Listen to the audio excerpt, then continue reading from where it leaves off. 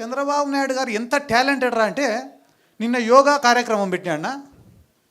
ఎవడైనా కూడా ఆరోగ్యం కోసం యోగా పెడతాడు, ఈయన రికార్డుల కోసం యోగా పెట్టినాడు.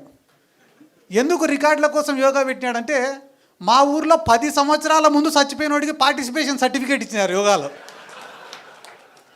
నిన్న మొన్న చచ్చిపోయినోడు కాదు, 10 ఏళ్ల ముందు చచ్చిపోయినోడికి పార్టిసిపేషన్ సర్టిఫికేటు యోగాలో. ఏమన్నా శివానికి శివాసనానికి ఒక సర్టిఫికేట్ ఇచ్చినారేమో. అంటే ఏం చేసినా కూడా దాంట్లో స్కామే ఉంటుంది తప్ప ప్రజల గురించి ఆలోచించి వాళ్ళు ఏమి కూడా చెయ్యరు. కానీ మీరందరూ కూడా గుర్తుపెట్టుకోవాల్సింది ఏమరా అంటే ఈ భారతదేశంలో ఇంకొక గొప్పటి అవకాశం. ఒకరిపైన ప్రేమతో ఓటేసేదానికన్నా ఇంకొకటి పైన కోపంతో ఓటేస్తారంట. ఈరోజు మళ్ళీ తెలుగుదేశం వాళ్ళకు ఫస్ట్ చెంపదెబ్బ అనుకోండి, మెట్టు దెబ్బ అనుకోండి పడేది ఏడనో తెలుసా? ఈ వైన్ షాప్ల కాడనే.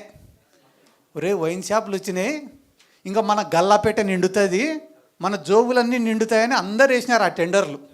నీకు 10 రూపాయలు ఇచ్చినాయి అనుకో, ఇద్దరిని తినమంటే ఎంత తింటాడు? ఒక్కొక్కడు 5 రూపాయలు తింటాడు. కానీ 10 రూపాయలు ఇచ్చి 10 మందిని తినమంటే ఒక్కొక్కరికి 1 రూపాయి వస్తుంది. ఈరోజు ఒక నియోజకవర్గంలో 10 బెల్ట్ షాపులు 10 వైన్ షాపులు పెట్టినారు. ఫస్ట్ తెలుగుదేశం వాడిది అనేది తెలుగుదేశం కార్యకర్తలే, వేరే ఎవడిది అన్నాడు. అది ఎప్పుడు తెలుస్తుంది? 2 ఏళ్ల తర్వాత లెక్కలు వేసుకునేప్పుడు తెలుస్తుంది ఎంత బొక్క పడింది అనేది. ఇప్పుడే తెలియదు.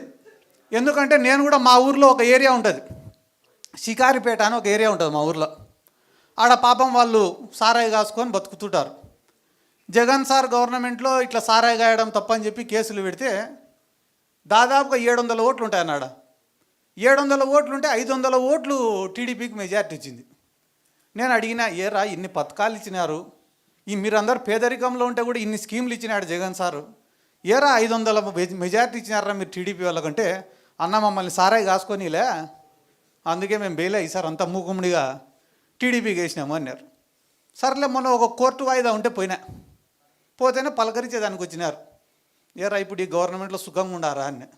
అంటే ఊర్లోనే ఎవరం లేమన్నా అని.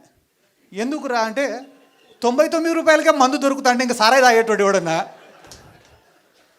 అంటే నువ్వేం తప్పు చేయాల్సిన అవసరం లే, ఉన్న ప్రభుత్వమే వాడి నెత్తి మీద వాడే టోపీ పెట్టుకునే రోజులు దగ్గరలోనే ఉండయి. ఇక్కడ ఉన్న వాళ్ళకి చాలా మందికి కూడా నేను చెప్పేది ఏమరా అంటే, ఏమీ లేని కుటుంబాల నుంచి వచ్చి కష్టపడి ఎదిగిన వాళ్ళు ఉన్నారు, రాజకీయ నేపథ్యం నుంచి వచ్చిన వాళ్ళు ఉన్నారు, పేదరికంలో ఉన్నా కూడా ప్రజల పక్షాన పోరాడి వచ్చిన వాళ్ళు ఉన్నారు, నిజాయితీగా ఒక పార్టీనే నమ్ముకొని ఒక నాయకుడిని నమ్ముకొని పైకి వచ్చిన వాళ్ళు ఉన్నారు, బాగా మాట్లాడే వక్తలు ఉన్నారు. కాబట్టి అన్ని రకాల వాళ్ళు ఇక్కడే ఉన్నారు. కాబట్టి అందరికీ నేను చెప్పేది ఒకటేనా, చాలామంది నాయకుల్ని చూసినాం ఇప్పటివరకు.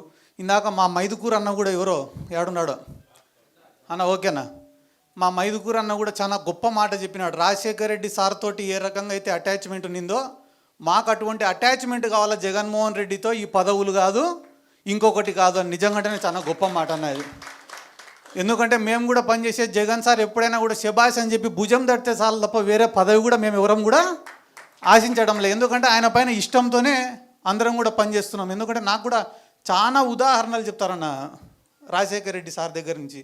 ఎందుకంటే ఒక వెల్ఫేర్ స్కీమ్స్ డెవలప్మెంటే కాదు రాజకీయం అంటే. రాజకీయం అంటేనే ఒక ఎమోషనల్ బాండింగ్. సిద్ధార్థ రెడ్డి అంటే రే మావాడరా అని దగ్గర తీసుకునే రోజే మనం రాజకీయంగా గెలిచినట్ల.